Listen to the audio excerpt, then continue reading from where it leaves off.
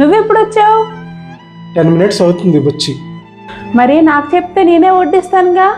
పర్వాలేదులే, వడ్డించుకున్నాను, తినేస్తానులే, నువ్వు రెస్ట్ తీసుకో.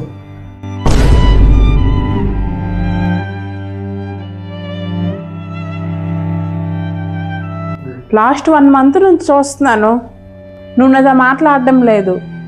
రాత్రికి లేటుగా వస్తున్నావు, నాతో ఏమీ కూడా చెప్పడం లేదు. ఎందుకు అలా చేస్తున్నావు? ఎందుకంటే నా సెల్ఫ్ రెస్పెక్ట్ నేను పోగొట్టుకోలేను. అలానే నీతో మాట్లాడి నా పరువు కూడా నేను పోగొట్టుకోలేను. అందుకే నేను సైలెంట్ అయిపోయాను. మరేం చేయను? ఏ మాట నీకు చెప్పినా గొడవ ఆడతావు, పెద్ద నోరు చేసి అరుస్తావు. అది నా ఈగో హర్ట్ అవుతుంది. ఈగో అంటే ఈగో కాదు, సెల్ఫ్ రెస్పెక్ట్ అంతే.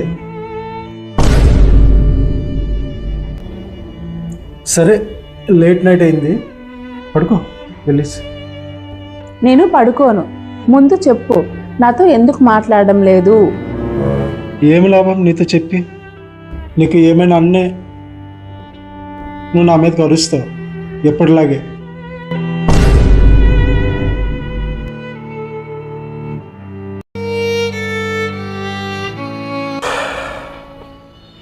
కల్పన, కొంచెం టీ పెట్టవా? తల నొప్పిగా ఉంది. వచ్చేసావా ఆర్డర్లు ఏమని? ఇంట్లోకి ఎంటర్ అయిన వెంటనే ఆర్డర్లు ఇస్తావు. నేను నీకు పని మనిషిని కాదు. టీ తాగాలంటే వెళ్ళి చేసుకో, నేను నీకు చేయను.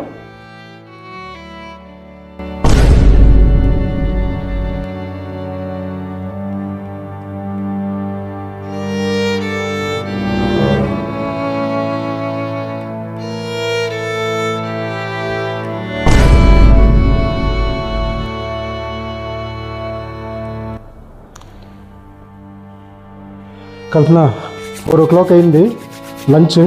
ఆకలి వేసేస్తుంది. పప్పు అన్నం దాంట్లో కొంచెం నెయ్యి వేసి ఇస్తే ఈరోజు ఫుల్గా కడుపు నిండి అయితే తింటాను. రా. నీకు కనిపిస్తుందా లేదా నేనేం పెట్టుకుంటున్నాను? అంతగా ఆకలిగా ఉంటే ఇల్లు వడ్డించుకొని తిను.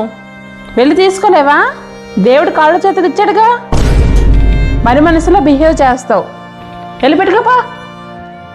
నువ్వు నాతో ఇలా ఎందుకు బిహేవ్ చేస్తున్నావు? మంచిగా మాట్లాడొచ్చుగా. అలాంటి అప్పుడు నాకెందుకు చెప్తావు? నీ పని నువ్వు చేసుకోవచ్చు కదా. సరే, ఈరోజు తర్వాత నీకేమీ చెప్పను. సారీ, తప్పు అయిపోయింది. ఇదే మాట మీద ఉండు.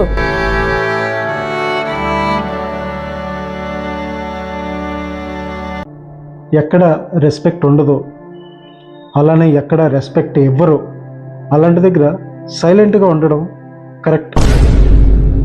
ఆఫీస్ నుండి వచ్చాక ఇంట్లో ప్రశాంతంగా ఉండాలని అనుకుంటాం. ఆఫీసులో పనిచేసి బాస్ తిట్లు కాసి ఇంటికి వచ్చాక కొంచెం ప్రశాంతంగా ఉండాలని అనుకుంటాం. అలానే ప్రశాంతంగా ఉండాలని కోరుకుంటాం కూడా. ఇంటికి వచ్చాక కూడా మనకి ప్రశాంతతగా లేకపోతే ఎక్కడికి వెళ్ళాలి చెప్పు? నువ్వే చెప్పు, నేను ఎక్కడికి వెళ్ళాలి? ఐఎమ్ సారీ అండి, నాకు తెలుసు నాదే తప్పు. రెండోసారి ఎప్పుడు ఇలా జరగదు. ఎప్పుడు నీతో ఇలా రూడ్గా మాట్లాడనండి. అలానే టైం టు టైం అన్నీ చేసి పెడతాను. ప్లీజ్ నన్ను క్షమించండి. ఇట్స్ ఓకే, అవన్నీ జరుగుతుంటాయి. ఫ్యామిలీ అనేక చిన్న చిన్నవి, ఇవన్నీ కామన్. కానీ ఈ సారీ అనే పదం ఉంది చూడు, చాలా పవర్ఫుల్ పదం అన్నమాట. అంటే ఈ సారీ అనేది క్షమించండి అనేసి అలాగా అడిగేస్తా. ఒకసారి హస్బెండ్ వైఫ్తో, వైఫ్ హస్బెండ్తో గొడవ అక్కడికి సెటిల్ అయిపోయింది. చాలా వరకు ఫ్యామిలీస్ విడిపోవడానికి కారణం ఒకరికొకరు సారీ చెప్పుకోకపోవడమే. ఓకేనా? It's okay. ఏమైనా తిన్నావా? తినలేదా? ఏముంది అసలు ఇప్పుడు? ఏమీ లేదా? అది చూడు, కుర్కురే ప్యాకెట్ ఏమైనా ఉందేమో, తీసుకునిరా, ఇద్దరం కలిసి తిందాం. ఓకేనా?